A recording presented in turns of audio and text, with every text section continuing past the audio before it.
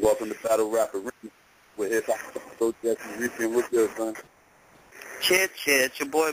Listen to him. A lot of shit. First off topic. Mark Cuban makes a comment, and there's a lot of like, he said this, he said that. It was Mark was just like, he was speaking the truth in the fact that we all have to look at ourselves and realize that we're all racist in some kind of way. And his examples were pretty much saying we have to fix this about ourselves before we go. Like, anybody that's complaining about his comment totally missed the point of it. He didn't say everybody was racist. He said everybody was prejudiced. It's actually a difference. Prejudice, exactly. Yeah, okay, you're right. But everybody has prejudice in them. Like, because you consider racist more of like a harsh word. Like, you were like, Donald Sterling's not racist, he's a bigot. So, yeah, he said prejudice. I'm using racist loosely. But, what he's saying is, like, his comment was a point, and it didn't exist in a lot of people, too, like, not just him. So it's kind of like him getting backlash for the comment, I think is, like, totally out of, like, and then the backlash he's receiving is because he said a white guy with tattoos and compared it to a black kid with a hoodie. Is like you're focusing on the wrong thing about his statement. You know, you're missing the whole point if you want to pick the example. Actually, they're not. I don't agree with that. Actually, they're not. I mean, I understand what he's saying. I actually understand what he's trying to say, and just to speak a little bit about what he was like. He was saying, if he saw a black guy in a hoodie walking down the street, he would cross the street. And if he starts walking down that side of the street and he sees a white guy with tattoos all over his face and piercings and bald head or whatever, he would cross back on the other side of the street. So, on one note, I understand exactly what he's saying, because, it's like, let's just be real. Let's keep it a buck. It's fucking Mark Cuban. Mark Cuban better be crossing the fucking street when he sees certain motherfuckers walking down the fucking street. No, you're right. He's a target. Yeah. He's a motherfucking target. Everybody knows fucking Mark Cuban. Man, listen, if Mark Cuban got caught walking down South Orange Avenue, I know a whole bunch of motherfuckers will run down on his ass. You crazy? So, I completely understand why he would be paranoid. He should be fucking paranoid from any motherfucking body. But, but on a lighter note, I get what he was trying to say, as far as he pretty much stereotyping motherfuckers or whatever.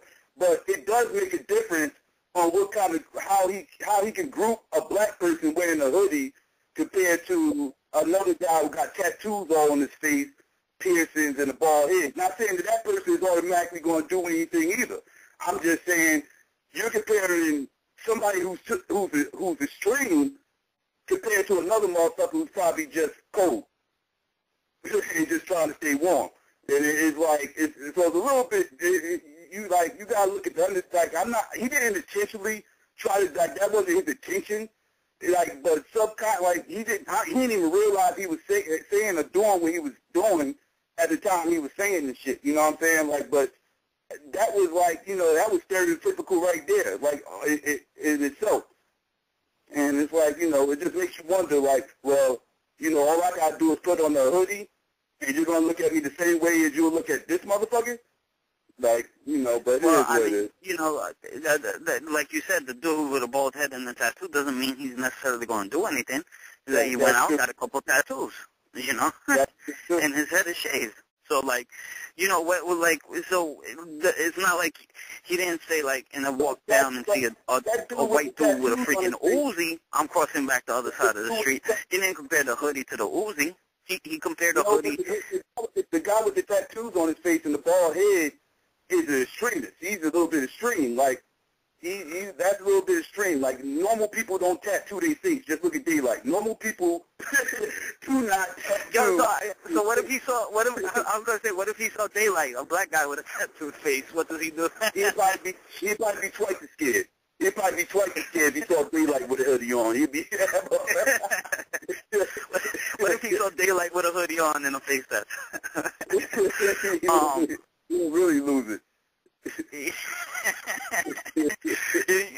would be so funny if Daylyt takes a picture of himself in a hoodie and tweets it to Mark Cuban. I think that would be pretty funny.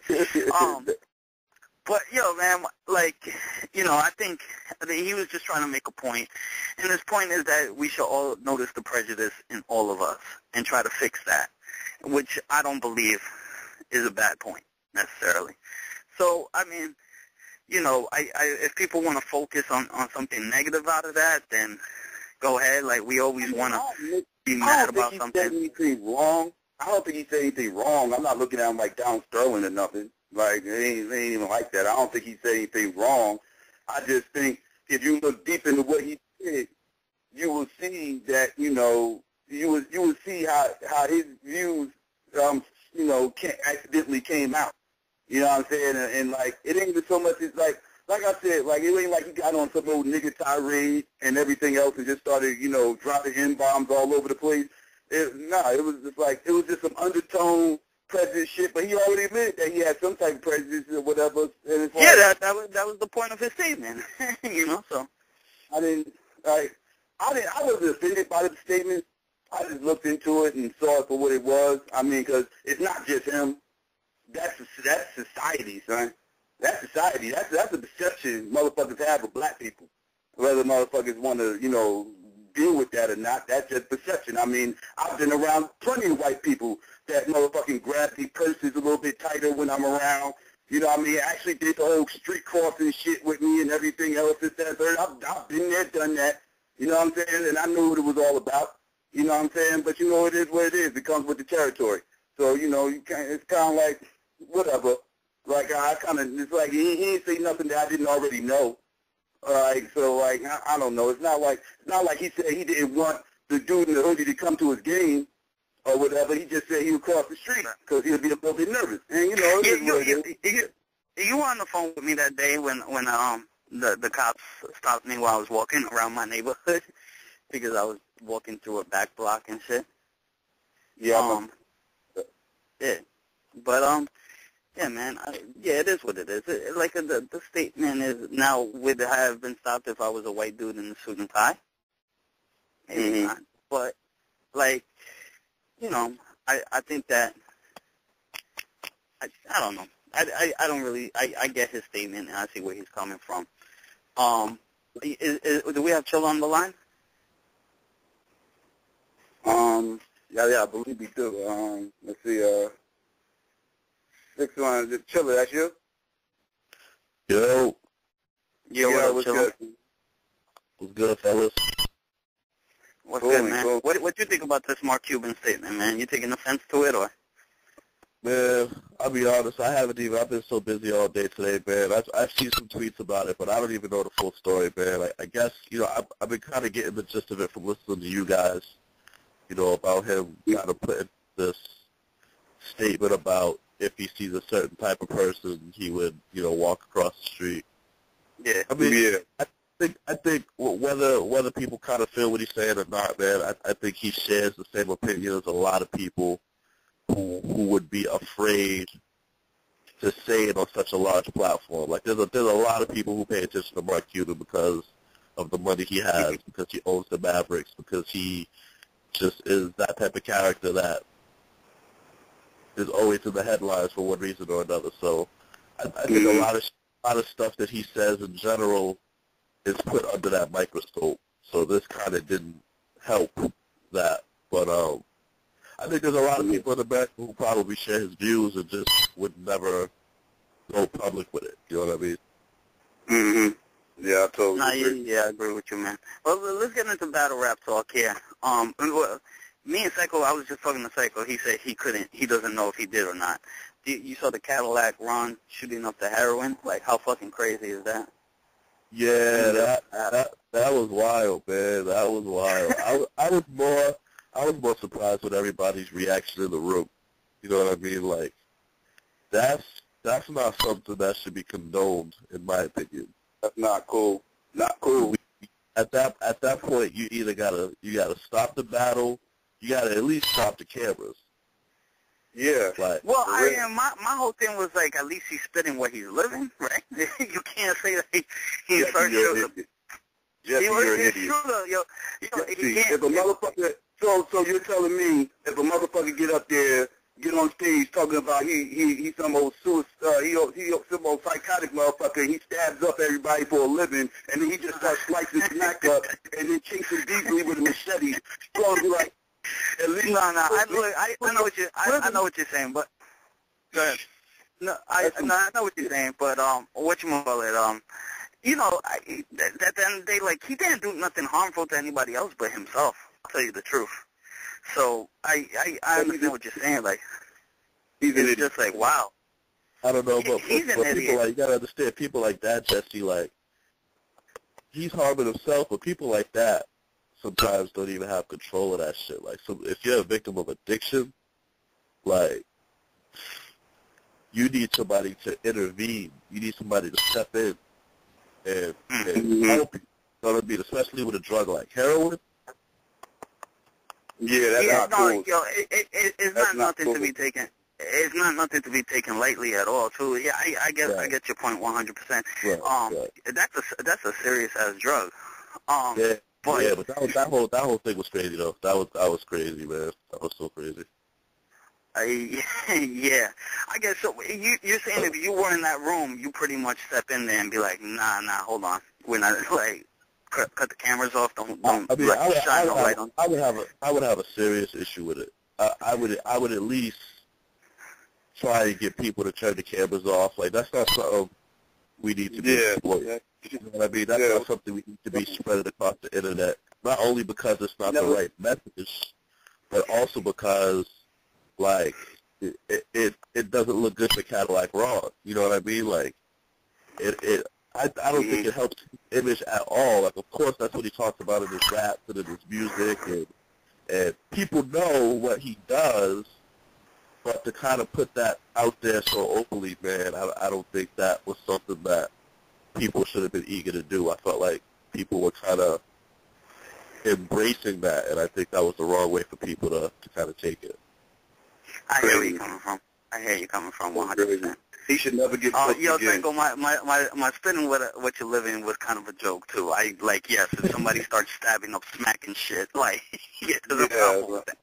I'm not gonna be like, oh yeah, he's spinning where he's living, you know. But yeah, my whole thing was like, turn the cameras off for what the battle's going on. But I get your point where he's hurting himself, but off of this, he might actually kill himself. So, I understand where you're coming from that. But let's get into battle rap, man. So you got Real Deal coming up, right? Yes, sir. Real Deal. June 28th, Battle of LA. Shout out King of the Dot. And, it's a matchup a lot of people have been asking for, man. Even on URL, people were kind of asking for me a Real Deal for a while. So, you know, this year I'm really trying to get to the matchups that people have been asking for. People were asking for me at Daylyt for a long time, me a Real Deal. People still asking for me and Lanaze. I've been trying to get that to happen on URL or one of these other leagues, so, you know, we'll see. But I'm really trying to get to those matchups. You're not done with URL. You're still doing battles over there, right? Like, if they call you, you're there. Yeah. There's this misconception out there that I have an issue with URL or URL has an issue with me. That's totally not the case. URL is still in contact with me. They still make me offers. I have turned down some of their more recent offers because they just weren't the names I was looking for at the time for that platform. Like, URL is a platform I take more serious than any other platform. So a lot of the other battles that I've taken, like the Dead Mans, like the Black-Hearted Adonis's, I would never take those matchups on URL. Yeah. Because URL much more serious as a platform. So when I step foot on URL, I like to battle an MC of a certain caliber. So, you know, some of the names they were offering me at the time, late last year, early this year, just weren't names I felt like were a smart battle for me coming off of a battle with DNA and Gnome. Mm-hmm. Speaking of DNA, yeah. I was about to say, speaking of DNA, he just had a battle drop Prez Mafia. You catch that? Yes, I did. What did y'all think about it? Who y'all had taken it? All right, the way I feel, if anybody says Prez Mafia won, I feel like they're a DNA hater. Now, it wasn't a body bag, but I think it was a clear W for DNA. Okay. How about you, Psycho? I actually kind of agree with Jesse. I thought DNA edged every round. I thought Prez Mafia first round was crazy. I thought DNA edged him that round just because he rebutted. The hottest line that Prez spit in the first round was that orange juice concentrated line and then whatever, and then DNA rebutted it in the first. I thought that kind of edged that round for me. And then the second round, I thought DNA went crazy at the end of the second round and won that one. I thought DNA just kept edging it at the end of each one of his rounds. I thought him going last really played a factor in this battle. Right. So I actually had DNA. I had DNA a clear 2-1. On first watch, I had him taking second and third. I gave Prez the first. On second watch, I actually gave DNA the first and edge Prez the second. Okay. If somebody says that Prez won rounds 1 or 2, I could see it. But for me, that's what I was telling Jesse right before we came on. I was like, if somebody told me Prez won, I wouldn't really rip him because like a couple of those rounds was close. Yeah, no. My problem with giving Prez the second round is he spent half the round, most of the round, going to Adi Boom and Charlie Clips. So right. That was the second round. Yeah, that's true. I thought DNA, man, was even with his freestyle, I felt like he was more commanding with his presence. And maybe this is how people felt in regards to his battle with me. You know what I mean? But now I see it without me kind of being in the situation, and I can see how you can watch a battle and somebody's presence can just be more commanding. You know what I mean? Yeah. So, I just thought DNA was just, I don't know, it wasn't the best DNA I've ever seen, but I definitely thought DNA had enough to take the battle. Yeah, he just you could tell it was a veteran versus a rookie. You felt it, like you almost felt it watching that battle. It was just like it was just DNA was just too screwed for him. Right, exactly. I agree. It was a feel like that. Yeah. So what you got coming up next, Chilla? What's going on? Like what you got? Everybody looking for? The battle with Daylyt drops on Memorial Day. So that'll be coming out on Monday. That's what a lot of people are waiting for. A lot of people are waiting for. Some people call it, second best battle of the year. All due respect to Hollow and Lux. People are putting it right next to that, right behind that. So, I thought I would be a Daylyt is crazy. I don't know if you guys got a chance to watch it yet, or the pay-per-view, or anything like that. Not yet. I didn't. The battle is wild. I didn't get to see you versus Daylyt yet. Daylyt was no gimmicks, no antics, 100% bars. And I was back on my JC game. You know what I mean? So it was a classic, a true classic.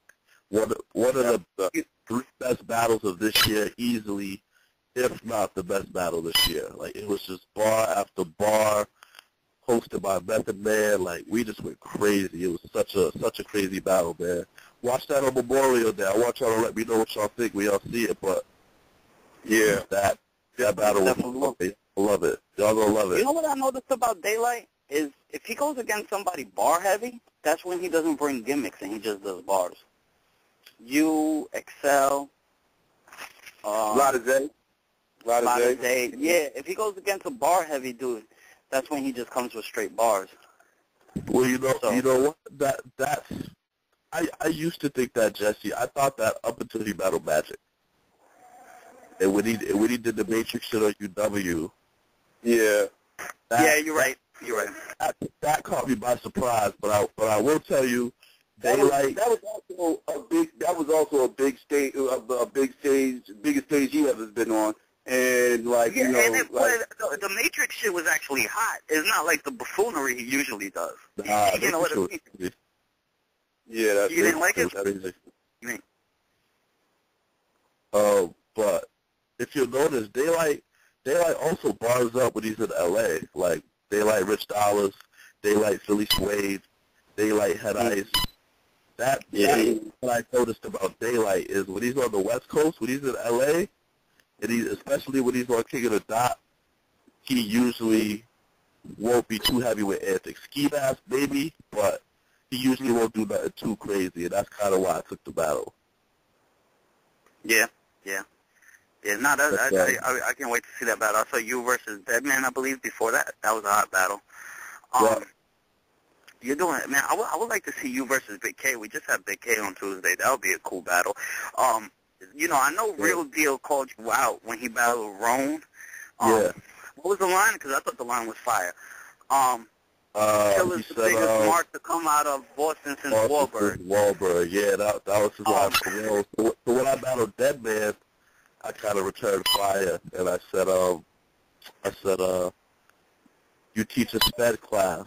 Wouldn't have a pupil for a star if you was Jack Thriller, plus you the softest white rapper out of Pittsburgh since Mac Miller. So after I said that, a lot of people really wanted to see that matchup. So that's kind of why being Real Deal was like, you know, it's about that time we put on the show for the people. So yeah, that's what's up, man. I like Real Deal a lot. I think it's a shame to him, what happens to him on occasion. Right. Like Ill Will missed his battle twice. You know, I know Real Deal was there both times. Right. You know, it seems like he always gets the short end of the stick. Like him and Roan have a good battle, but the audio's fucked up. Right. You know, no rapper wanted to take him on the URL. Now, were you one of the rappers during the time when they were offering Real Deal that said no? Because I know Beasley has said that he was offering Real Deal to rappers, and they were turning him down. At one point, did you ever turn Real Deal down? I did. I did turn Real Deal down on URL. The reason why I turned Real Deal down on URL is because King of the Dot approached me first about the matchup. And this was like, this was maybe 4 or 5 months after Real Deal and Magic. Mm-hmm. I think I had just battled, I want to say it was right after the JC battle and right after Summer Madness. And they had offered me Real Deal. I had turned that down. A couple months later, they had offered me Magic, and I took Magic. But yeah, they definitely offered me Real Deal. I was supposed to battle Real Deal on King of the Dot a while ago. It ended up falling through. I couldn't get my passport situated in time, so that wasn't able to happen. But you know, it was a matchup I wanted to do on King of the Dot rather than URL, just because I felt like the battle itself was a battle that would be better embraced by the King of the Dot crowd. Mm-hmm. Right. I mean, I could see that. But the King of the Dot crowd really embraces every battle. Like, I've never seen the crowd so happy after every bar, you know. I like the URL crowd because they're kind of harder to impress. Right, yeah. And I love the URL crowd as well, but I definitely feel like a rapper like Real Deal who isn't as bar heavy as a B Magic or as a Charlie Clips or as a Sue Surf. I feel like his writing style is more appreciated in King of the Dot than it is URL. He had a crazy, incredible, you know, debut with Magic for sure. I think a lot of the reaction he got and a lot of how he was embraced was because it was his debut. Yeah. And I felt like for him to do a second battle, especially if it were on a larger stage, going against somebody like he was a fan favorite, I wasn't sure how well he was really going to be embraced in that second battle. Yeah. I feel you going. I know we had D-Rec on not too long ago, and I actually, you know, asked him about the hip hop landscape out in Boston or whatever, like, you know, and like asked him, you know, like does he have any regrets about, like, when Grind Time was popping or whatever, not having like a Boston division type stuff or whatever, like, doing a little bit more for his home state or whatever. He said that is the one regret he had working with Grind Time. He said he knew you and Gaddis for a long time, and and everything else, and he said there was enough talent out there for him to really make a push, and he wish he would have did that. That was the one regret he had. Like, did you actually hear him say that, or did you ever hear him say that before? Yeah. Truth be told, man, we actually had a division out here for, like, unfortunately, it was closer to the twilight days of Grind Time. It was closer to the end of Grind Time faded away. But after my battle with Interstate Flames, before my PG was Strange, there was a Grind Time New England division. It was hosted. It was hosted and run by NOG. And there was one event. The main event was me versus Sir Loxley, and Sir Loxley actually beat me in that battle by judge's decision, 3-2. Footage never dropped. I think the footage is lost. Somebody out there has like round 1 or round 3. The complete footage is lost though, so I don't know where that is, but. That was a battle I actually lost. I felt like I should have won. I thought I had some crazy shit, but if you know me by now, you know that a lot of my stuff is camera friendly, more than the build. So that hurt me a lot that night.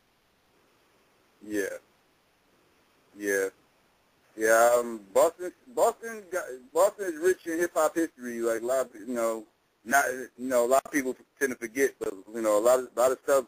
A lot of people from Boston, a lot of people started, like the Source magazine started out in Boston, or at least the New England area. I know, what was it, Harvard University started out there? Oh, Benzino was from Boston, yeah, so. Well, Benzino didn't start it, though. Benzino didn't start the Source. He came in a little bit after it was already started. I think it started in Harvard. It started in Harvard University, I believe. Okay, so that's Boston. That's not Boston, but it's New England area. Yeah. So, now I asked Big K this on Tuesday. I want your opinion, man. Your PG class, you guys were 2012. Does this PG class, oh man, I want you to touch on this because I was rolling when I saw this on Twitter. You're like, I want your opinion on the 2014 PG class, but I want your opinion specifically on Adi Boom, because you were like, what the hell does C has per mean? And then he's like, you know what I mean? He's like, and you and B Magic are going at it with him, like, so what does CS per mean? And he's like, it means that you're ghost.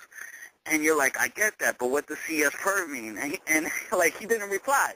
He's like, if you don't get it, then I'm not going to explain it. And it's kind of like, so what's your opinion on him? Adi, listen, this is my thing with Adi Boom. The first thing I'm going to say about Adi Boom is I think he's talented. He's an excellent performer. His energy is there. His potential is there. He's very young. I think someday Adi Boom will be a terrific URL star. This is my issue with Adi Boom. I feel like right now, Adi Boom doesn't know who Adi Boom is, and I feel like he emulates everything he sees.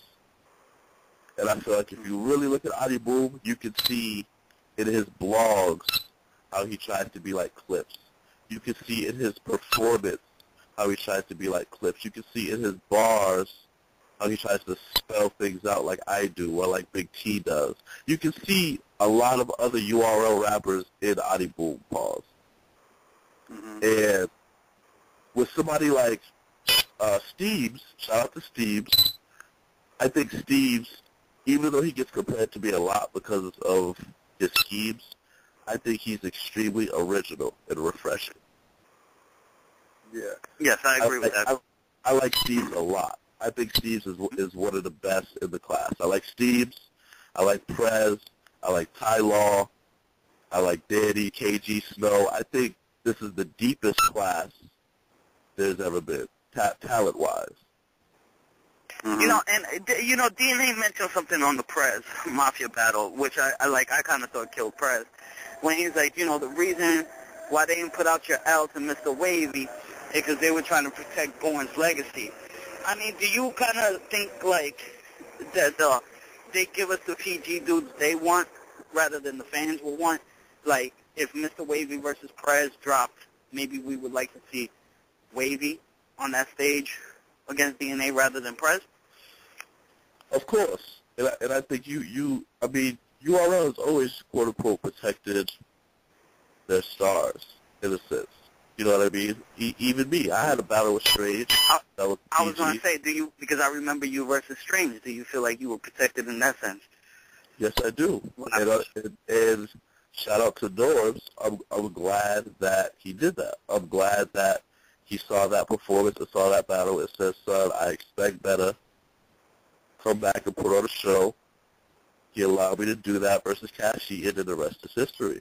Because all it really takes, especially as a new face, is a bad showing, especially if it's your first showing, is a bad showing to get people against you.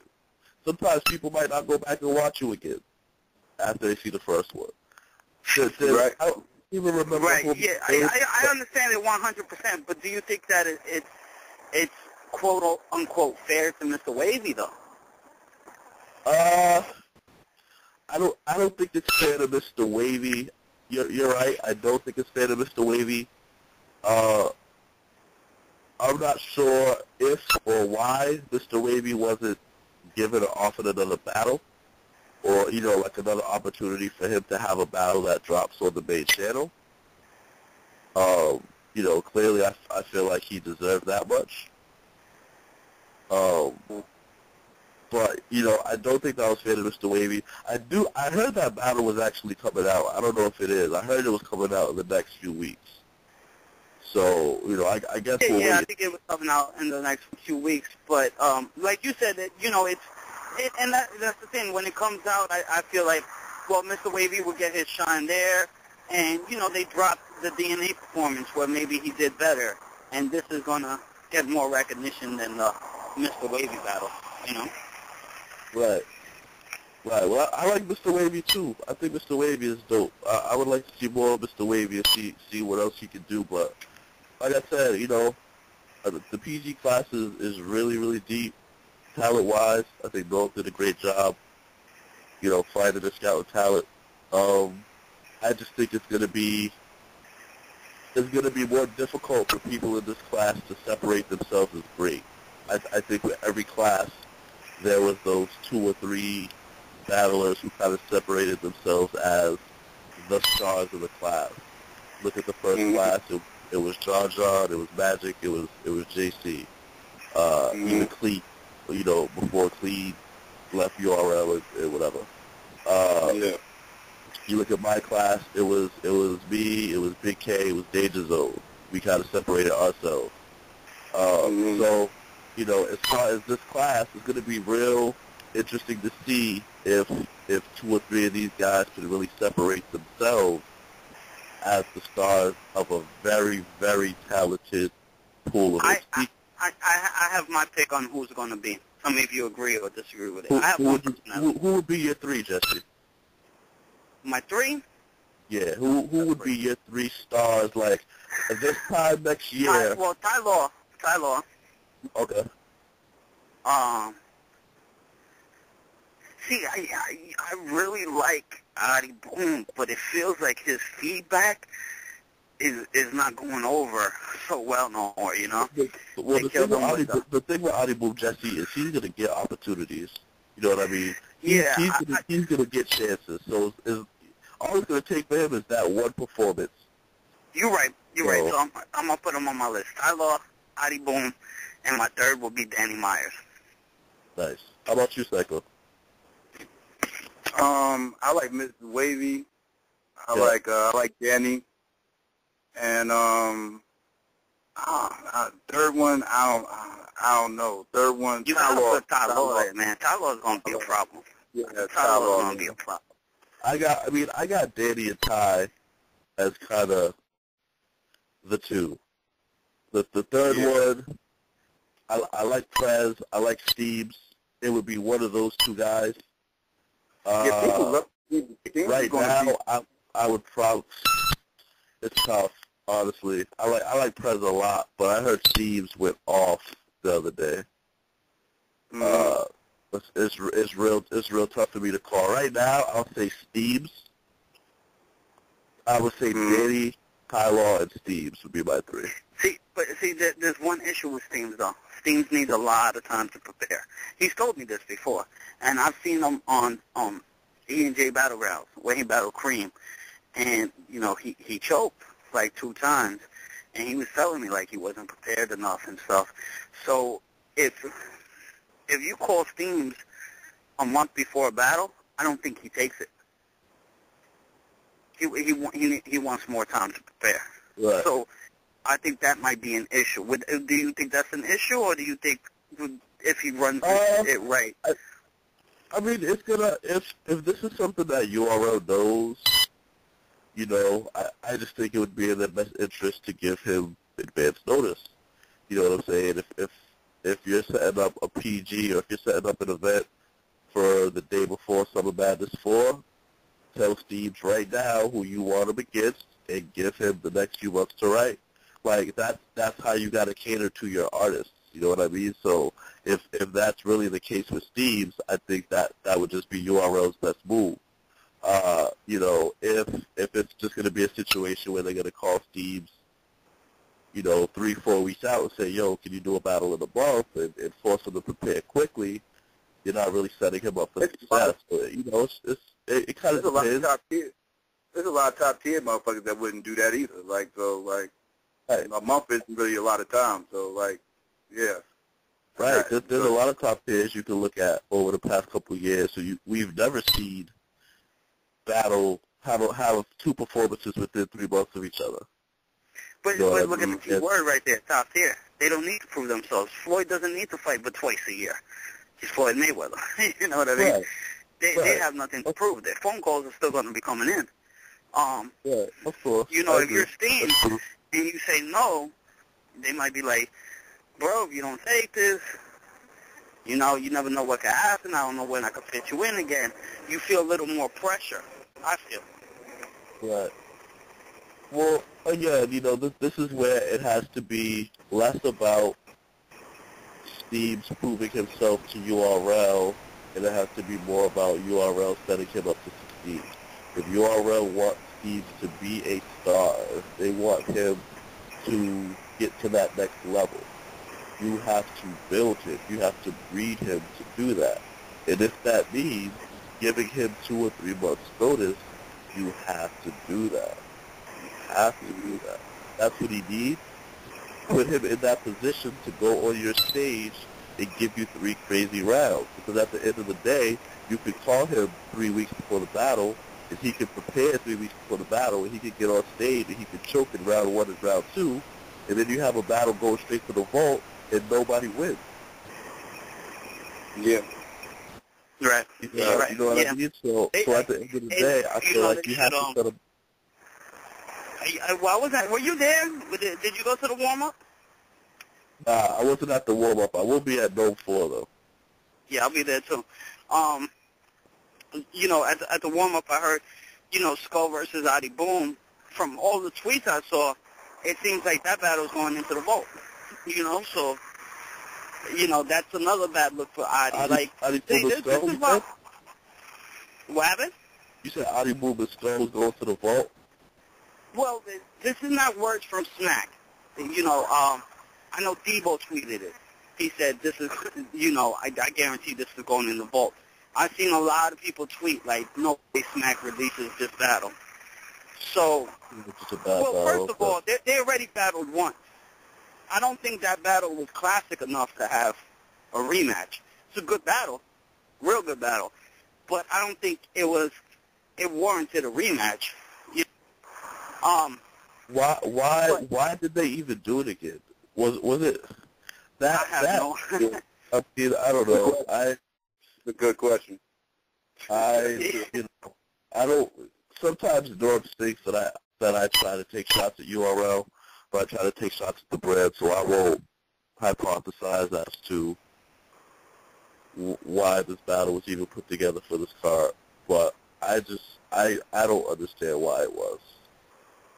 I don't know how many people wanted to see that matchup again, especially on stage, but, there had to have been a reason for it. Who knows what it was, but it's not a battle I would have paid to see myself. Yeah, I don't understand the whole I mean, I remember Skull called me. He's like, yeah, I got Adi Boom, and I'm like, again? And the battle's like 11 months old, and I don't even think it's a year. So I'm like, okay, but it was kind of like, I heard his rounds, though, they sounded good. I don't think they got a reaction in the room. But this is what I'm saying. Like, I like Adi Boom a lot, personally. But a lot of his feedback, like his UFF performance, got a lot of negative. UB Magic, Cortez. But you know what? I guess any attention is good attention. So him going back and forth with all of y'all brought more attention to his name, in that sense. Right. And again, in talking about Adi Boom, and talking about, me feeling like he emulates people, that reminds me of John John. You know what I'm saying? Being highly controversial and coming at the people he considers to be top tiers or vets, and claiming that he wants matchups and he can hang with the vets and people are scared to give him a shot. Like, that reeks of John John when he first got to URL. You know what I'm saying? Like, and that's exactly my point. Yeah. John was calling everybody out. John talked his way on to some madness too.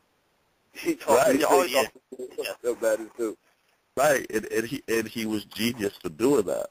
But like, that's exactly my point with Adi Boom. I feel like he doesn't know who he is yet. Like, there's nothing about Adi Boom that is super original.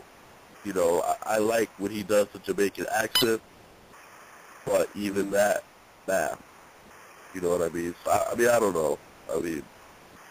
Like I said, I think he's extremely talented, and I think he has potential. I think he has more potential, Jesse, than anybody else in the class.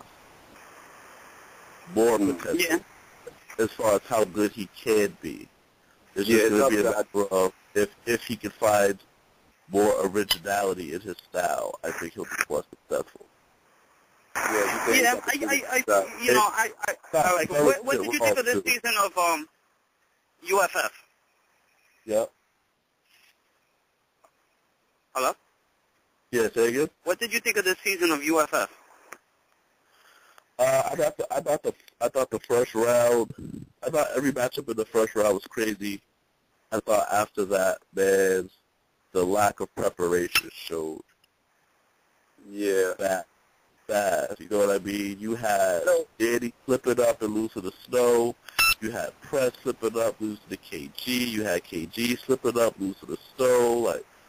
Like you saw in those battles that lack of preparation time hurt them, and you could tell in the first round they knew for 4 or 6 weeks in advance who they were going up against. And that's how season one was too. That's how season one was too. Like they knew who they were going to battle the first round. Now the next round they only had 24 hours to get ready, and like you said, it showed. It showed. And that was the problem with this season too. Right. So there was a discussion. I think it was in Unbiased or 750. I can't remember which group. There was a discussion. Yeah, shout out to both of them. Yeah, there was a discussion in one of the groups a little while ago. I'm pretty sure it was before season 2, but it was after everybody had kind of been selected and we were talking about it. And it was like, which season is going to be better? And I remember Adi Boom was arguing with Danger Zone about, how Adi Boom was saying season 2 was going to be better, that the battlers on season 2 were better than the battlers on season 1. And Danger Zone kind of saying, if you guys do better than we did, it's because, we were in the experiment and certain things about the format has changed because of, how it affected us. And Danger was kind of saying, you know, we were the guinea pigs. Now you guys are going to get all the good parts of what we got, and the parts where we suffered, you know, you guys are going to get to avoid that. So Danger was kind of saying that, you know, that they kind of laid the foundation for season 2. And he was saying that season 2 just was going to have better battles and better battlers. Looking back on it now, there's one battle in each season that stood out to me, like really stood out to me. Danger versus Ill Will, I thought was incredible. I was about to say that one. Ill Will versus Danger. And for season 2, President Law was crazy to me. Yeah. Those two battles, to me, are the two craziest battles, both seasons combined. Two craziest battles. Yeah, and that just so happened they both the first round. They both was in the first round. Right. Where most of the preparation time, and that's the thing too. Danger and Ill Will were supposed to battle on a URL card, you know, before the UFF even came up. So Danger and Ill Will had a lot of time to write for each other before the UFF shit. Mm-hmm. And that, you know, I wish, like, if you give President Ty Law 3 or 4 months and you put them on a bigger platform, not in a like BET is a huge platform, but I mean in the sense of like a Gnome stage or Summer Madness stage. Like that's a potential classic. Like I think if you take Ty Law and Danny Myers and you give them 5 months to write for each other and you put them on a big stage, like that's a classic. Yeah. Saying there's certain matchups that you can put together, and as long as you give guys enough prep time, it'll be a classic. Mhm. That's one of them. Yeah, I agree. I got a Twitter question for you. They said, when are you going to face Charlie Clips? I don't know when the rematch with Clips is going to happen. I battled Clips in January on Empire Battle League. It was an event. They had Danger Zone and JC. They had Cortez and K. That battle never dropped, did it? The battle never came out because Charlie was sick. We tried to get the battle postponed. Unfortunately, we both signed contracts. They wanted us to attempt to do the battle, and Charlie just didn't have a voice. And, you know, it really was tough for him to get his rounds out. You know, he also didn't seem like he was fully prepared. He did a lot of freestyling, had a lot of stumbles and chokes. You know, I was clean through my 3 rounds. I had 3 rounds ready to go, but it was a really one-sided battle. It would have been a good look for either one of us, just because it just wasn't an exciting battle. It was too one-sided. The crowd wasn't rocking with me so much because, you know, they saw the Clips wasn't 100%. So they weren't into the battle at all, so I wasn't getting much reaction, and it was just a bad battle. So we had planned on rematching after Clips battled Hitman in Chicago. We both kind of had, you know, I had Daylyt locked in. Clips had a couple other matches locked in. So me and Clips definitely will be rematching. You probably won't see it until the fall, though, honestly. All right, now, this is my go-to question with everybody here. Sure. Total Slaughter coming up, Joe Buttons versus Hollow. I'm arguing about this with everybody. Does Joe Buttons come on that stage and prove somebody wrong and prove that he could actually battle? Yeah, Joey can battle. I'm not worried about whether or not Joey can battle. I'll tell you what I'm worried about. Listen, here's the thing with Hollow for me. I think Hollow's going to win the battle. Hollow, and this is the same reason I had Hollow over Lux in my predictions. Hollow's rebuttals.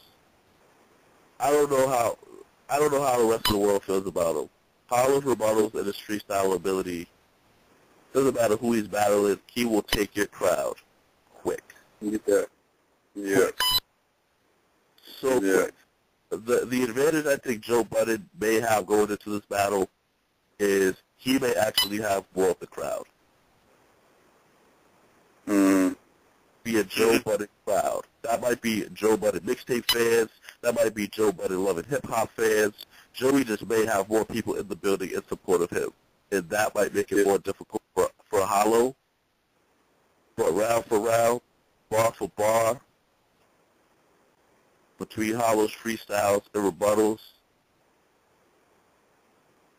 it's going to be tough for anybody who can't do that to beat Hollow, which is why I want to see Hollow in clips.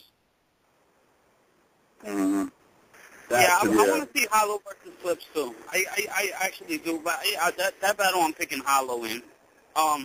See, my only concern is, let's say Hollow does beat Buttons, and I don't know what price he's getting, but I'm sure it's pretty high. Yeah. Does his price to battle skyrocket now to the territory of almost unaffordable? Well, the thing about Hollow is I know that Hollow is not money hungry. He's not money driven. If it's a matchup he wants, he'll work with a league. Will Hollow's ability to charge skyrocket? Absolutely. If there's a league out there willing to pay him, his worth will be through the roof. But when it comes to Eminem, when it comes to Smack, when it comes to certain platforms, and when it comes to certain opponents, I think Hollow will be very willing to work with them as far as what he's going to get. Especially, if he does another battle or another Total Slaughter or another battle that's sponsored or held by Eminem, I'm sure they're going to pay him the same thing he's getting for Joe, if not more. So that's not going to be an issue. I think more of the issue is going to be for leagues like King of the Dot or leagues like, smaller leagues that clearly aren't going to have the same budget who want to have a Hollow versus Pat Stay. Or certain matchups like that we may not get to see just because they may not be able to get near the number that Hollow would settle for. But, I mean, I still wouldn't put it past Hollow to be on the King of the Dot and battle with Pat Stay because I know he wants to battle Pat Stay. So it wouldn't surprise me if he said, all right, well, give me this much, and let's do, 2-minute rounds, and let's rock. Like, Hollow is, shout out to Hollow, man, he's one of the realest. Like, Hollow is he's that dude, man. Like, he'll do that. He legitimately will say, fuck what I'm worth. This is the battle I want. Get me this amount, and let's rock. Yeah. You know what I'm saying? If anybody's going to do that, to be Hollow. And that's something I think a lot of people in his position would not do. Not at all. Yeah, I agree. I agree. So now you got the reality thing with everybody in the house and everything. Like, would you ever be interested in doing something like that? Is that like what's your take on all that? Yeah, absolutely. If I got that call to be on Total Slaughter Season 2 for MTV, I would definitely be a part of it. You know why I wouldn't like you in that house, though? From the format they have. You know why I wouldn't? You know why I really wouldn't like you in that house is the format they have is 90 seconds, like one-rounders. Yeah. So you have to build up your punches, and I mean, would you be able to? Yeah. I used to. I used to have to build up my punches. My newer performances, like versus Deadman, versus Daylyt, versus Blackheart, like I'm punching every bar now. Like I've sped up my delivery. I have shortened my schemes, and I've learned how to punch back to back to back. So this is kind of why I'm so eager to get back on URL, because I feel like this new way that I format my material is perfect for URL. Like, URL is gonna, like, if you put me back on a stage like Gnome, I'm gonna destroy it, because I'm gonna be able to punch like magic, and I'm going to be able to get through my scheme in 10 seconds and still have the same effect. So would you take Prez Mafia on a URL stage? Prez, I want to take Prez The days I was looking for, the last time I spoke to them, I told them I wanted to battle X Factor. I wanted to battle Young Ill. I heard there's an event coming up that's going to have Magic and Ty Law. It's going to have, there was another name. I want to say it was JC and KG. Or, I don't remember, but, I wouldn't mind if, like, me, Magic, JC, and John all took somebody for the PG class. I would do that. Yeah. Okay. I would do that. But there was some talk this week about me versus Newborn. I'm really not really interested in that matchup. Bar for bar, it would be crazy. I'm not definitely not fronting on Newborn. He did very well against Lalize. He did very well against City Towers and iBattle. Newborn definitely has stepped it up. He's not choking anymore. Performance has gotten better. But with Newborn, and I keep telling him this, and I've told him this for over a year, he has to learn how to take the right battles. The Lalize battle was a good battle to take. City Towers the Danger Zone battle was crazy. The Danger Zone battle was crazy. Yeah, the Danger Zone battle was crazy as well. He's had a lot of crazy shows over the past year, but then he also takes battles like Superstar Sal. Yeah. When I take people like Deadman and I take people like Black Heart Adonis, people look at me and they say, well, why are you taking, like, you just battled DNA, why are you taking Deadman? I took Deadman because that was my King of That debut. I took Black Heart Adonis because that was my first battle in New England since I hit the URL stage that I wanted to give back to my region. Like, I have reasons for why I take certain battles. There's no good reason why Newborn should have battled Superstar Sal, whatever the fuck his name was. What do you think about Ice taking Deadman? That's a weird style clash. I don't know how to me, that matchup is just going to be Head Ice dripping swag juice all over the stage. All over him, right? I said the same thing, I tweeted him, I said, why are you taking this battle? You're not on your level, in my opinion, my personal opinion. But yeah. I agree with you. I mean, to me, it's not even about levels. To me, it's just that they're two completely different rappers. Like, Deadman is going to punchline every bar. He's going to have schemes. He's going to have setups. He's going to do crazy shit within his bars and perform it average. Head Ice is going to talk that shit and make the crowd go crazy. And there's nothing Deadman can do about that. Nothing Deadman can do. Head Ice can go on stage and say, I love a home fries. I love a home fries. And the crowd will erupt for 30 seconds. Yo, that was hot. When he did it, it was hot. I thought. Whatchamacallit? We got a couple callers. I know you have to leave. You sound sick. I hear it in your voice. Yeah, my fault. We have a couple callers if you don't mind taking a couple. Yeah, let's take a few calls. All right, let's go. 757, you there? My niggas, what it is though? Psycho 40, Chilla 40. Yeah. Yo, your boy, chilling, man. Your boy Respawns down here at DMV and shit. Let's go and get on to it. My nigga Chilla. I can be real honest with you right now, my nigga. Like, completely honest. Your battle with what? Of course, everybody know JC. Your battle, that shit is, legendary. But I watched your YK, your versus YK battle just about every other day, motherfucker. That shit is fucking crazy as hell to me. Like, for real, like, because I remember the first time I watched this shit, I was like, yeah, that shit was cool. YK started heating up towards, his later on in this round and later on, and then I heard your shit first time. I ain't even gonna lie. I kind of slept on it. Then I started watching it more, nigga.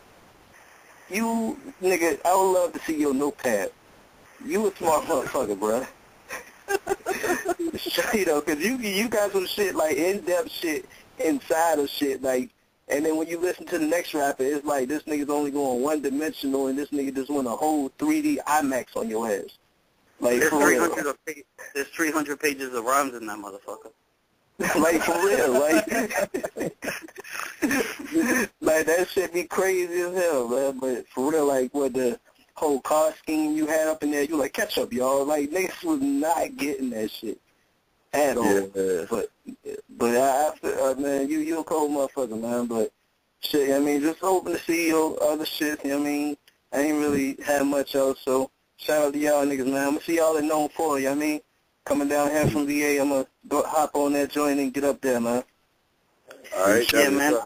I'll be out at No 4. Make sure you check out the battle with Daylyt too. Drops Memorial Day, yo. That's probably my best performance since JC. Oh, word up, man. I'm gonna definitely check that shit. You know, nigga, all I do is smoke, drink, work, and battle. So, yeah. That's what it is. Yeah, be easy, man. All right, thanks a lot, man. Thanks for the call. Let's see. Let's try 646. You there? Yo, what up? What up, What up, though? What up? Just what up? Hi, Psycho. What up? What up? Chilla, what's going on? What's good, homie? What up? Now I'm just touching on what the caller just said. When you battled YK, you was telling the crowd to catch up. Now, every time you do that, I just be thinking, man, maybe just the crowd is just that stupid.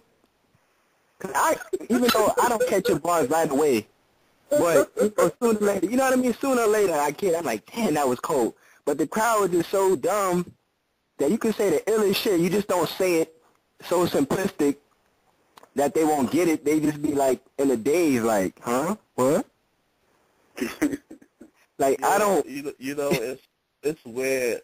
It's weird because I feel like a lot of times, like especially a little bit of Chicago for the end of my rounds, but a lot of times I feel like I say some shit that should get a reaction that doesn't.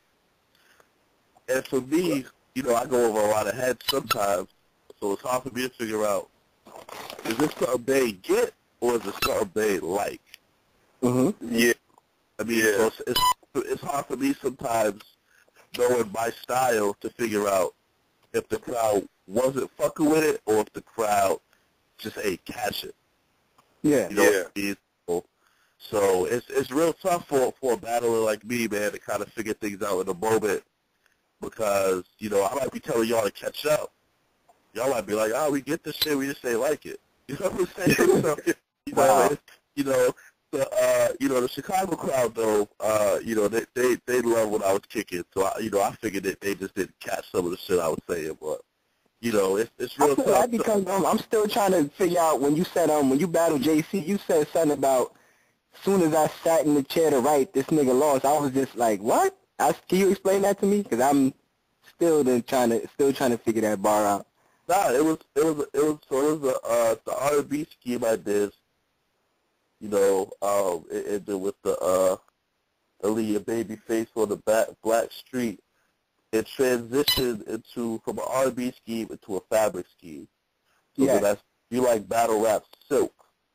Because the bars you be spitting soft. Soon as I sat in a chair to write, this nigga lost. So satin, is a fabric. Absolutely, yeah. Okay. Get caught in this trap, no getting off. Cotton, get caught in this trap, no getting off. I wore denim for nothing. I'm cut from a different cloth. So it was just like a fabric scheme. That's what the satin was about. Yeah, okay. Because when you said that, I was like, what? See what I'm saying? Like, I'm still catching bars that you done said, you know what I mean? Like, right. But as far as the music go, like, are you working on any, like, new projects? Because, to be honest with you, I used to have a mean ear for, like, the Boston music scene, like, you know, when Guru was out there spitting. Right. You know?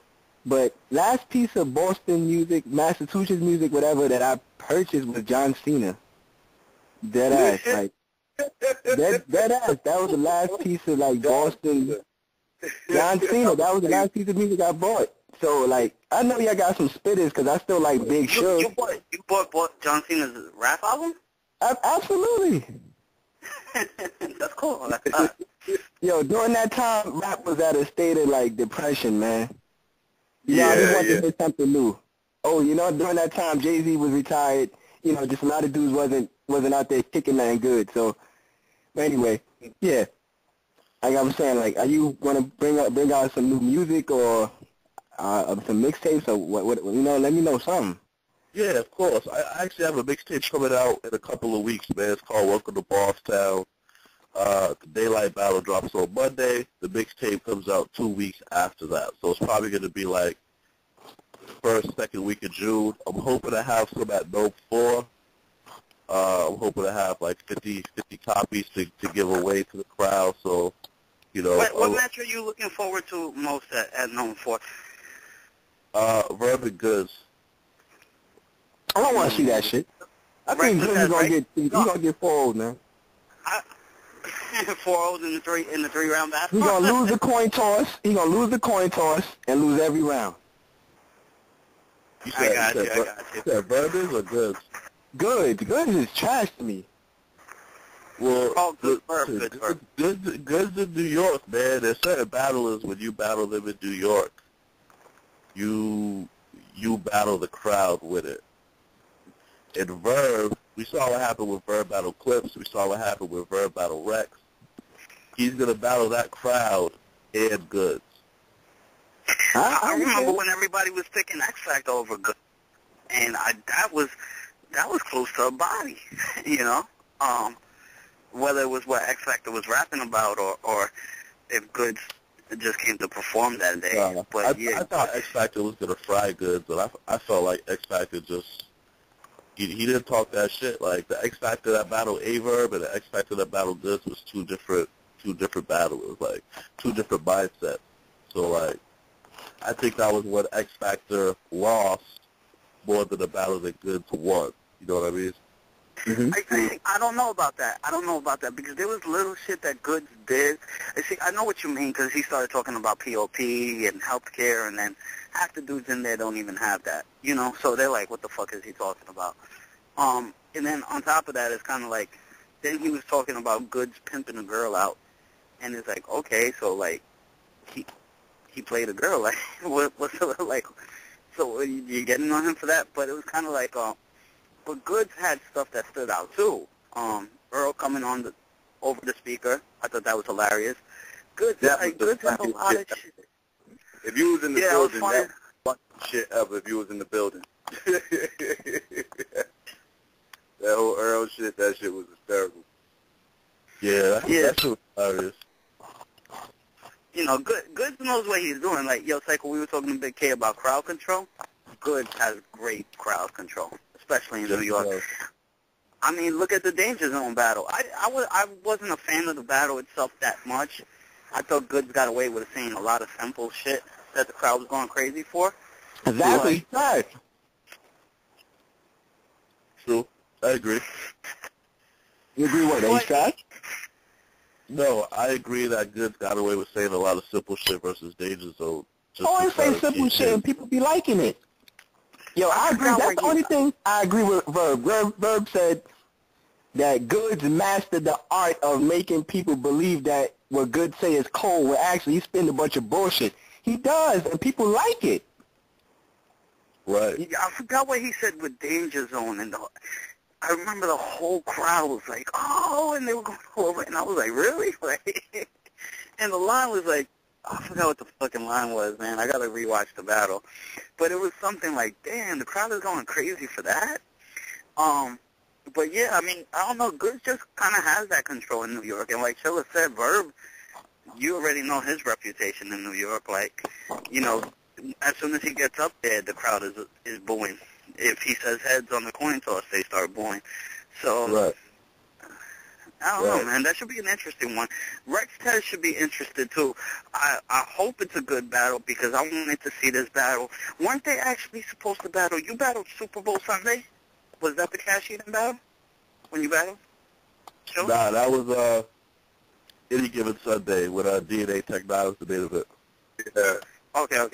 All right. So, any given Sunday, but I remember the one before that in the same room. That was the Super Bowl Sunday. That's when Tez and Rex were supposed to battle then.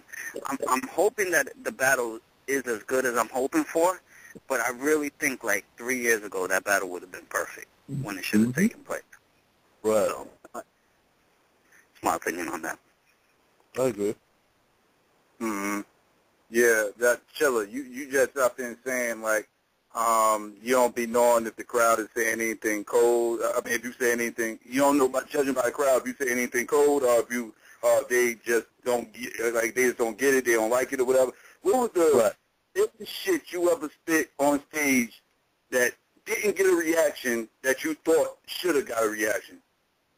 That's easy for me. It was versus Magic. It was in the second round. I said, I said I wanted all their partners that hard to get blew up out of pussy like Beyonce doctors. I thought that shit was cold. I thought that shit was so cold. When I wrote that shit, y'all, I was like, woo! I just go hard. I spit that shit, and I got crickets. And I'm like, oh, shit, okay. Moving right along. I was like, you know what I'm saying? But there's a lot of people who still hit me up about that line. Like, that line was crazy. I don't know why the crowd didn't react. I don't know why the crowd didn't react either. I don't know if, I was having mic trouble that night, so I don't know if it was they didn't hear it. I don't know that if was like they didn't. That was like the second battle. That was there that day. That was like the second battle, right? Wasn't that like the second battle that day? Yeah. Rosenberg went first, and then you two guys went. Yep, then me and Magic did it was Jazz and QB. So, yeah, we was the second battle that night. And everybody on my side of the stage was having mic trouble. Like, Big K was having mic trouble. I was having mic trouble. John was having mic trouble against K-Shine. Yeah. I think that was Cortez and Tay-Rock that night.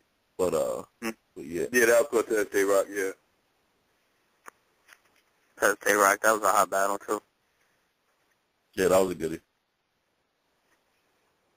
Jesse loves any battle with Cortez. What happened?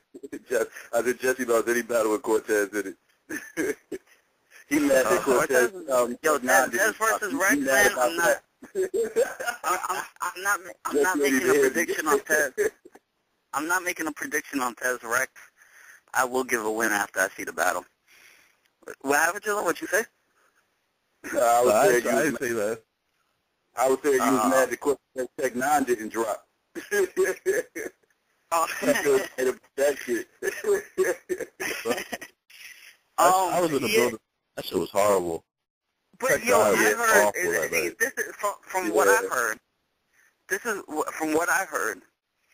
Tez wasn't as bad as like Tech 9 made the battle worse. That's from what I heard from a few people. Tez wasn't bad to me at all. No, he wasn't. He wasn't. Tez wasn't bad to me at all. But Tech 9 had, y'all thought I had long rounds and no? Tech 9 had 8-minute rounds, but it wasn't schemes. It wasn't complicated punchlines. It was boring. It was fucking, I went to the corner store. He popped me behind the counter and said, give me a Dutch. Like, the 8 minutes, like, people was not trying to hear it. Like, people were walking out the venue, going to the bathroom. It went downhill fast because they was fucking with him in the first round. They was fucking with Tech 9 in the first round. Like, the first few minutes in the first round, they was fucking with him. But like you said, after a while, they just like, okay, you really like enough with this. They got tired of that shit quick. It kind of baffled me too because Tech 9's kind of like decline, if you want to call it that, or like in popularity or whatever. Because I've seen him on Summer Madness 1, and he controlled 2,500, 3,000 people, whatever was there, so quickly. Like, it was ridiculous the way he controlled everybody as soon as he started off. SP, everybody singing along. Like, what he did to Midwest Miles, I was like, damn, this dude. And we had battle rappers on the show saying, I won't battle Tech 9 unless it's in a small room. Right. I won't battle. I won't battle Tech 9 on the big stage. And then after the DNA battle, it was like, what is this? So, I don't know, man. Tech 9, what do you think happened there? Do you think it was just his style got old quick? Do you think he got worse? Do you think the fans just moved on? Like, what do you think happened with Tech 9? I just think Tech 9 is better for big rooms. The battles he didn't do so well in. The battle versus Cortez was at SOBs. The battle with DNA was at Webster Hall, the small room in Webster Hall. Mm-hmm.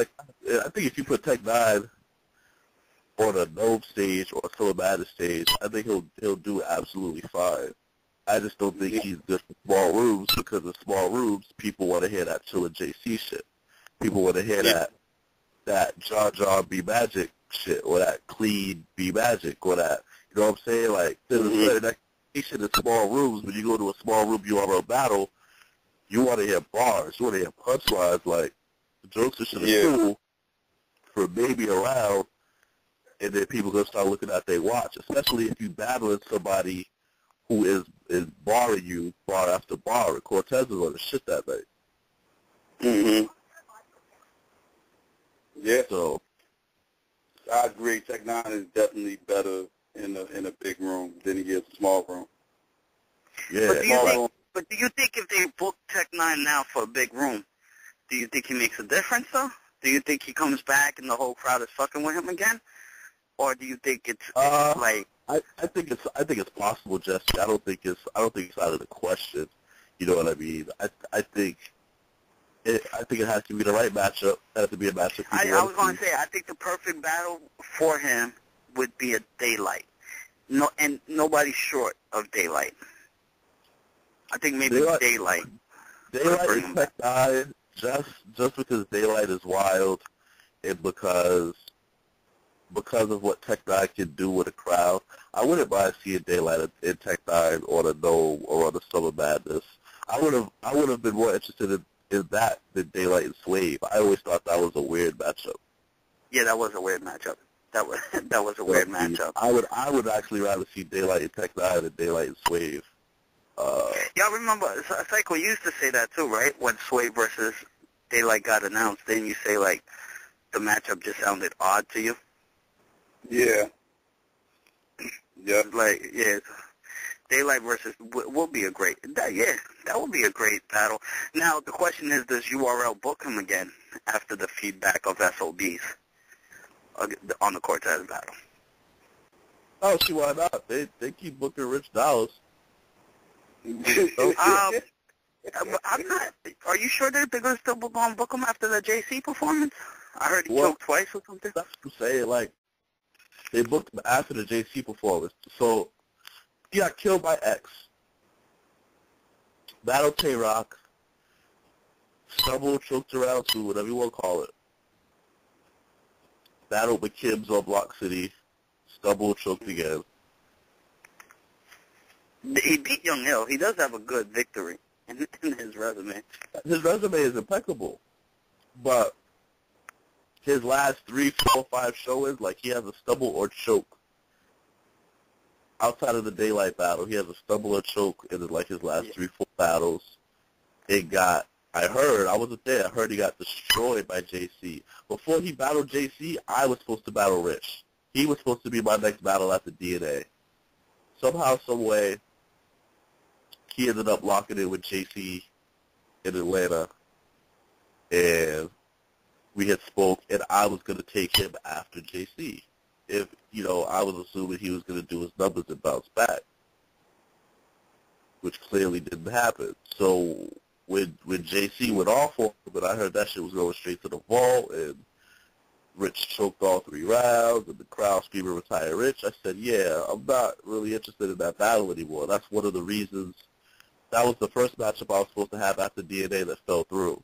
When that happened, that's when it shifted to, maybe it'll be Alizé. That's when it kind of shifted to Alizé. Mm-hmm. Because Alizé was on his run. He had battled Dose. He had battled Toad. And, you know, he had a lot of hype at the time. You know, so it was going to be Alizé. And then a couple of events went by. We never got locked in. And then... That was somebody who kind of fell kind of fast, too. Tone.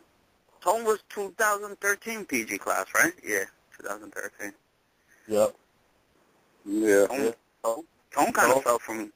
Yeah, Tone took a hard fall, actually.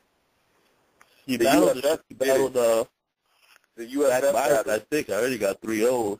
So I don't know if it's just like he's not focused or if if he's just choking in his rounds. Like, I'm not sure what the situation is with Tone, but Tone is another guy who has a lot of potential. So like if he works at his craft and focuses, he's original. His delivery and performance are there. He's creative with his shit.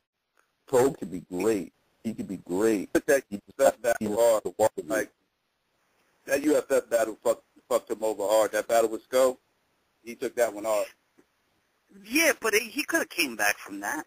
You know, I mean, if he wanted to, if he chose to, he could have came back from that. Yeah, he could have, but he took that hard. I think he was mad at himself. Yeah. That's one name that you really don't hear that much about. You know, with your couple of King of the Dot battles, do you feel like you might have fell out of a little bit of limelight if you would have just sat back and waited for the right URL opponent? I don't, only because I'll tell you what it was with me, Jesse, in regards to sitting back. So in 2012, you guys saw me battle Cash. You guys saw me battle City. You guys saw me battle JC. You guys saw me battle Magic. This was 4 showings you saw from me. I battled Cash. My battle with Cash dropped at the end of April. My battle with City dropped the beginning of August. Battle with JC dropped in October. Battle with Magic dropped in December. You guys saw me 4 times.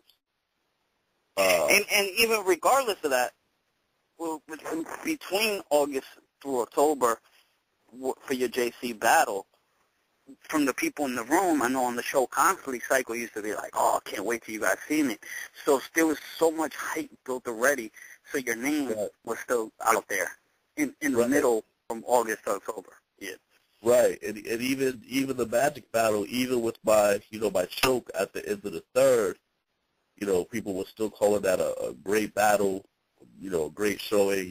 People, it hurt me a little bit, but people were still kind of embracing me and I remember you with that day. I was like, damn, man, no fan could beat Chilla more than he beats himself, man, because you were mad disappointed in yourself. But I was very upset, and anybody who saw me at Revelations when I got off stage, they'll tell you. You can go watch the interviews I did after I got off stage, man. Like, I'm my number one critic. I am my number one worst enemy, my worst fan. When I fuck up, when I feel like I do something wrong or I could have done better, I beat myself up more than any fan can. So it doesn't bother me when fans tell me they didn't like my rounds versus DNA, they were too long, or they're mad that I chose against Magic, because those are things that I look back at and I beat myself up for anyway. So I understand where people are coming from. So I never get mad at the fans for certain criticisms that they throw at me. You know what I mean? What's funny too is that I know a lot of battle rappers were like, you shouldn't have done this. And, it kind of baffled me, but I actually respect that you did it. After your battle with B Magic, you took to Twitter, and you were kind of like, to all my fans, I don't care if you say I won. I lost that battle. And you were like, so I'm taking this loss. You made some statement like that. Now, do you regret taking to Twitter and making that statement? Because you still have a few people that called in and were like, I gave the battle to Chilla myself. You're always going to have that fan base that you can't lose a battle to in their eyes. you know? Right. Do you regret making that statement looking back at it? Nah, I don't regret it because I was keeping it 1,000, and I am a competitor to the fullest. To the fullest. So, like, to me, it felt like I'm standing side by side with Magic. Magic takes a shot, makes it. I take a shot, make it. Magic takes a shot, makes it. I take a shot, I make it. Magic takes a shot, he makes it.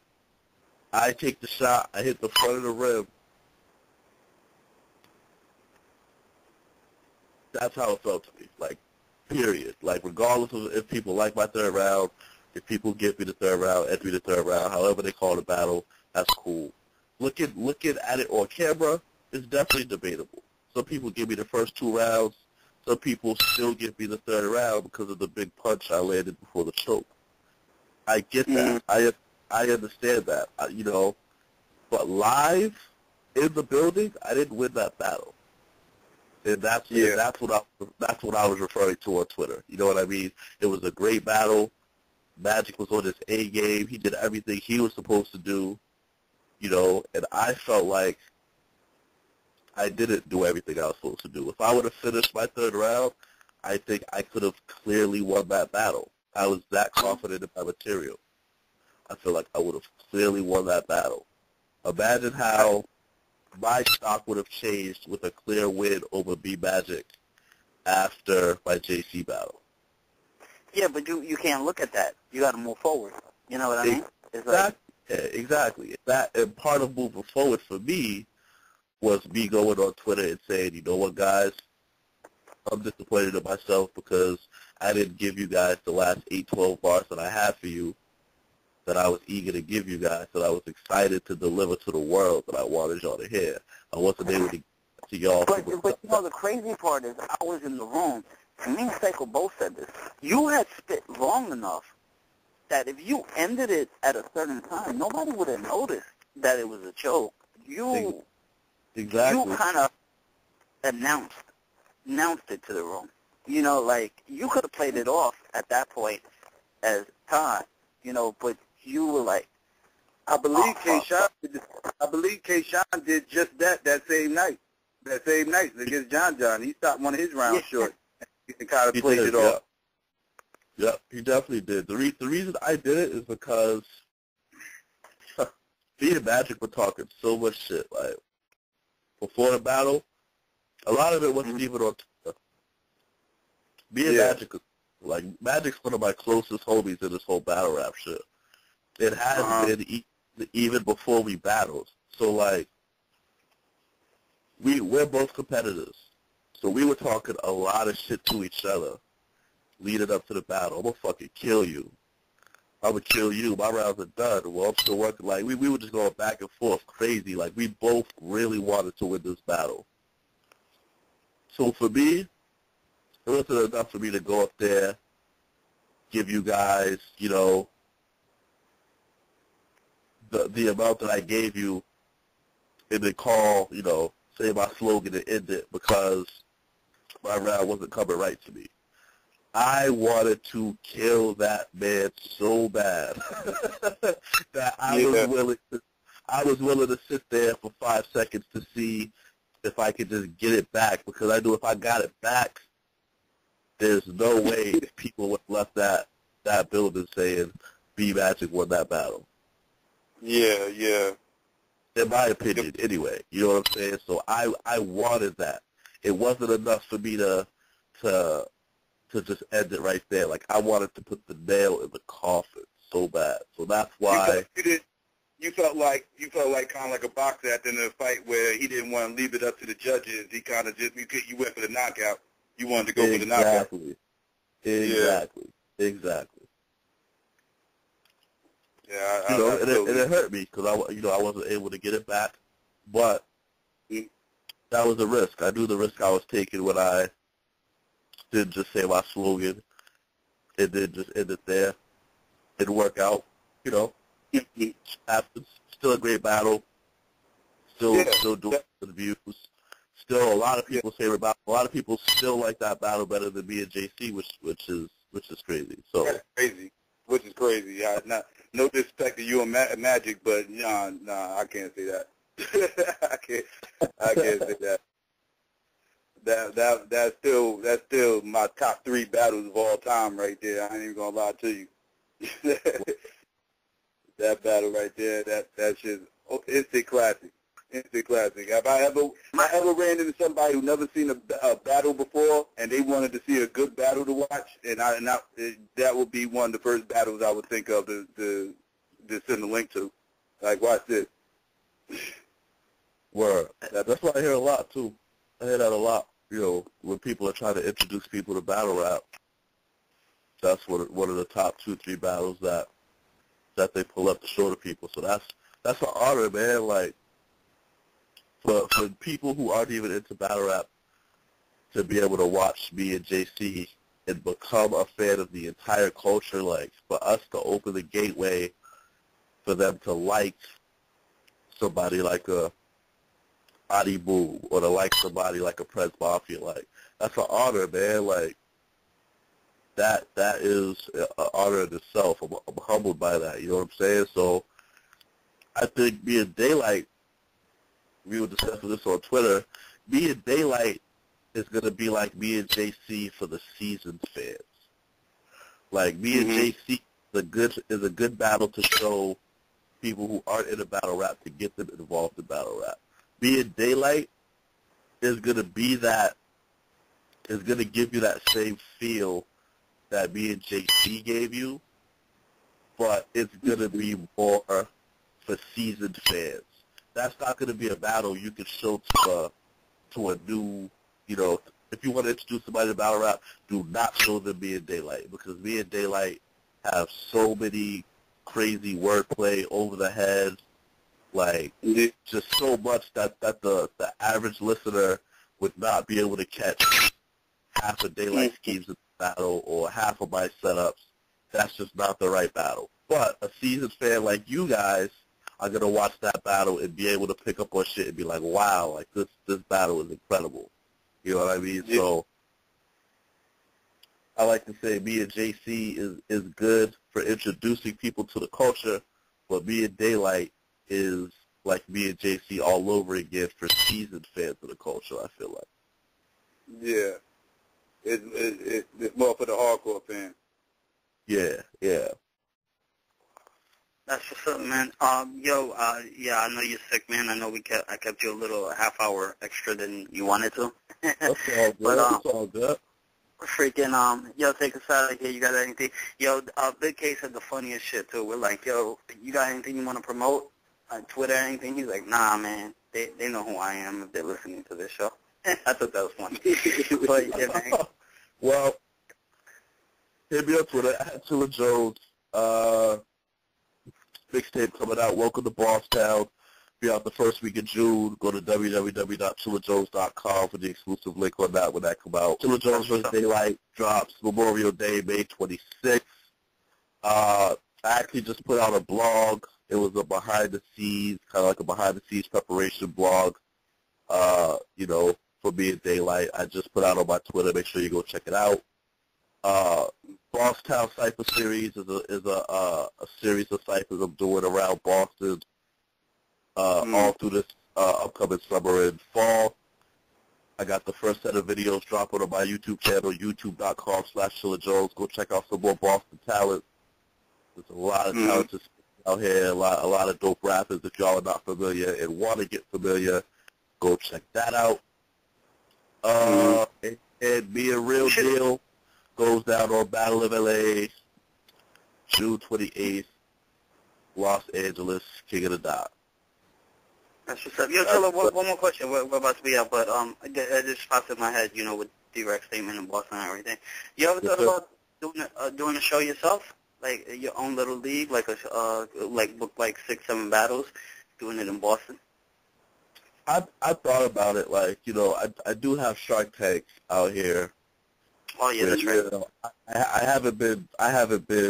Hasn't been a lot of buzz around it recently. A lot of my battlers are kind of not really as into it as they used to be.